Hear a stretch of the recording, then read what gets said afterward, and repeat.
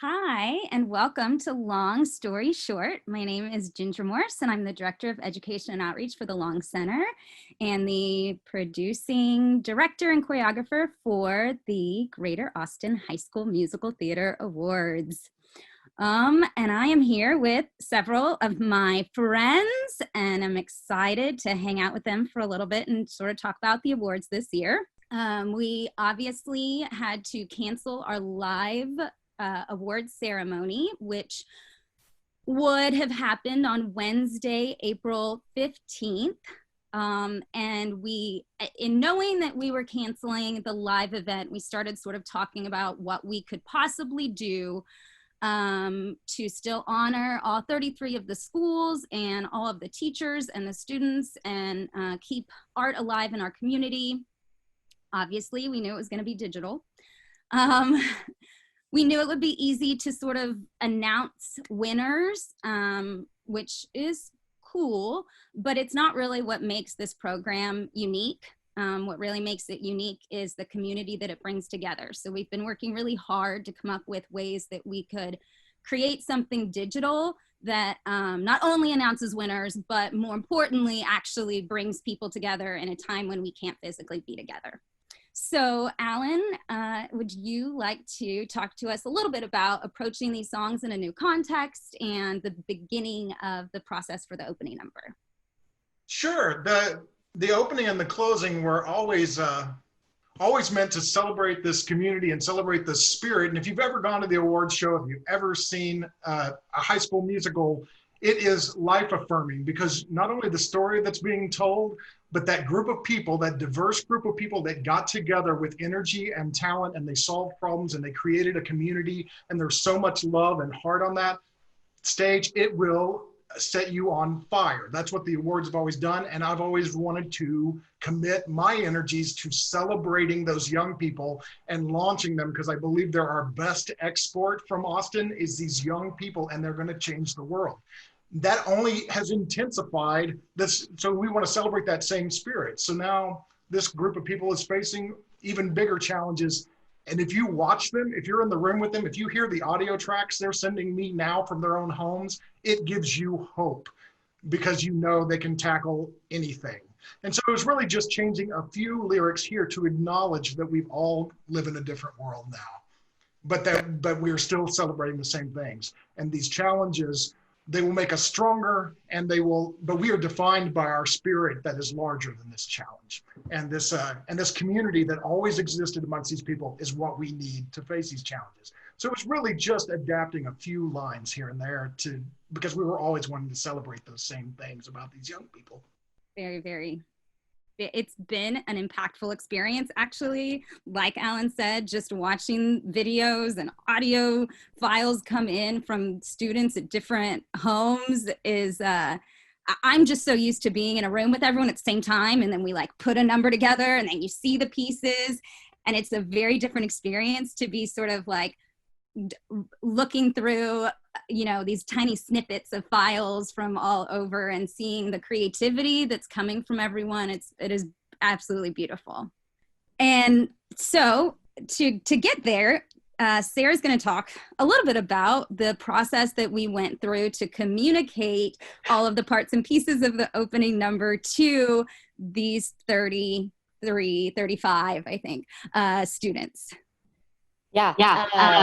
We got together on our first Zoom call with a lot of people, many of whom are on this call now, all smarter than me and more creative than I am, which is wonderful, and got a lot of great ideas down that we had either seen from crowdsourced style videos or moments that we knew were important from the stage version that we wanted to include somehow in this virtual manner. So we kind of basically storyboarded the whole number, line by line, phrase by phrase, what we wanted to be on screen and what was visible in what moment, what cool thing we could do, whether it be people interacting across screen or choreography moments that we were able to kind of attain.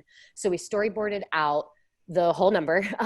And from there, with those ideas, we broke down the script into a document that is shot by shot. So it's a lot of shots. Some of the shots are 2 words long. Some of them are an 8 count of choreo. Some of them are a solo phrase that then goes into a group of people looking at the person who just sang. So each of these things has so many moving parts that, again, being used to being in the same room together and being able to like work those moving parts through so quickly and explain things and answer questions right away. This very removed version where we have to anticipate all the questions that they might possibly have about how to get this one shot of many done was kind of the goal. So we went through and said, okay, so on this first shot, we not only need to tell them if they're, which like orientation their camera is in. So are we filming this landscape because that's easier to edit? Are we filming this vertically? Should they be singing along to the track in this moment or not, so that we have the freedom to kind of mix and match different moments from different people? Do they give us 2 takes, one of them singing it, one of them not? So we have options. What outfit are they in? What timestamp do they start the music at?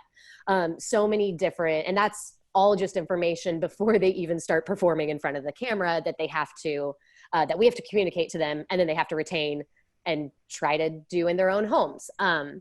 So it was pre-planning all of that before we even had a call with the kids to sort of rehearse it.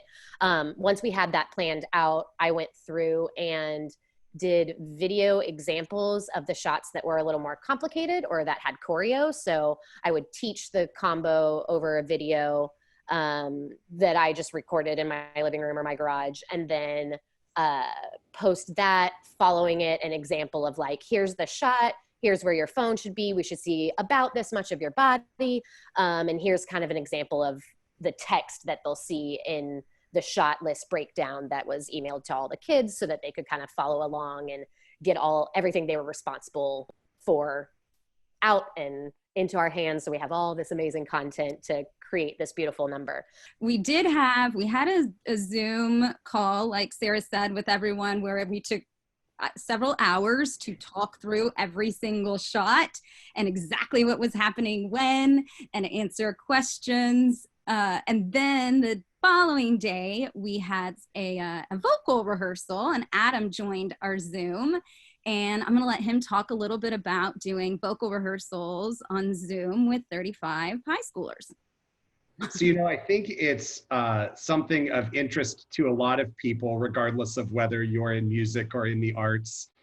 How would you hold a music rehearsal virtually with a lot of people? I mean, virtual coaching one-on-one for vocal coaches and for voice instruction has been a thing for a long time.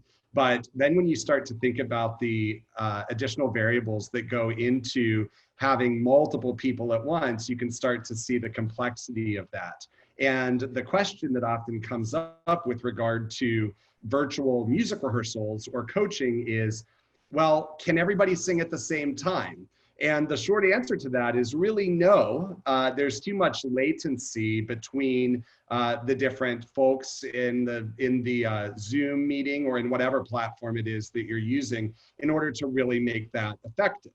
But one of the things that I have found, especially over the past 3 weeks, that I have found to be really energizing in a way even, and also challenging in a good way, is trying to think very creatively about the different ways that we can sort of silver line using a virtual platform to do music, whether that's to rehearse music together, to teach music, to do any number of things that we might ordinarily do in a live space. And one of those things that I think is something that I am always telling other musical directors and who are starting out, or teachers, that I think is really important in any kind of rehearsal situation and educational situation, is a cappella singing.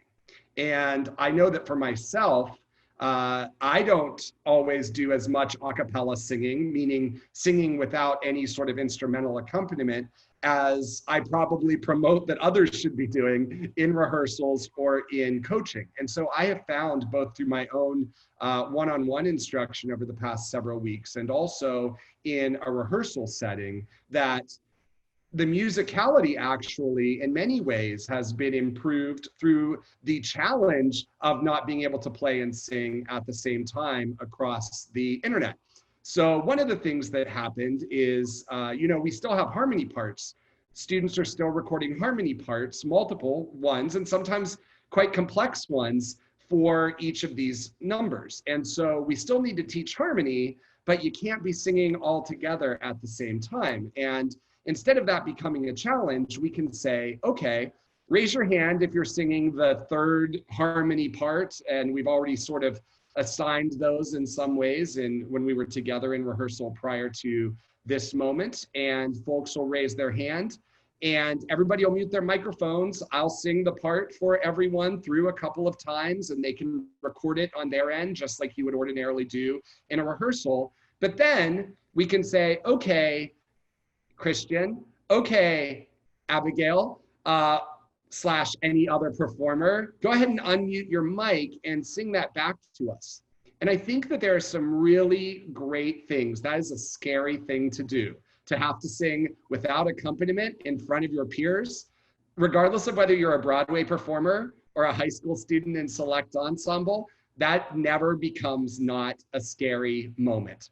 And I think that there is a vulnerability that I was so impressed with in this select ensemble during this virtual rehearsal. I didn't know if people would be very willing to sort of unmute their microphone and sing without accompaniment in front of everybody else.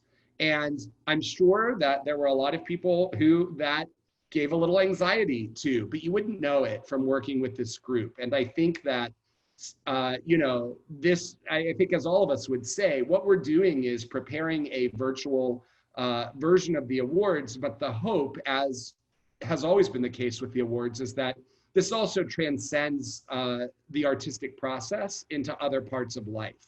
And the confidence that is engendered by, unmuting your microphone and singing in front of your peers without any safety net of accompaniment is something that is really amazing to me, and honestly very inspiring to see young people who are willing to do that and to sing in that way. So as Alan mentioned, very excited to hear all of the different possibilities that come back from the tracks that students are recording. It is a challenge to say the least, but I think it's also rewiring our very plastic brains to think in new ways and different creative ways that are going to serve us really well when we come back together and continue to be in the same space doing live theater again. Thank you, Adam. Yeah, I have to agree. When we got on that call, I actually didn't know how all of that was going to work. I knew that Adam had a lot of experience doing this and he was going to figure it out. But as an observer, it was pretty incredible to watch that whole process. And then I have gone back and heard some of the vocals that have been submitted, and it's very impressive how much was retained and really how much energy and heart everyone is putting into submitting these things.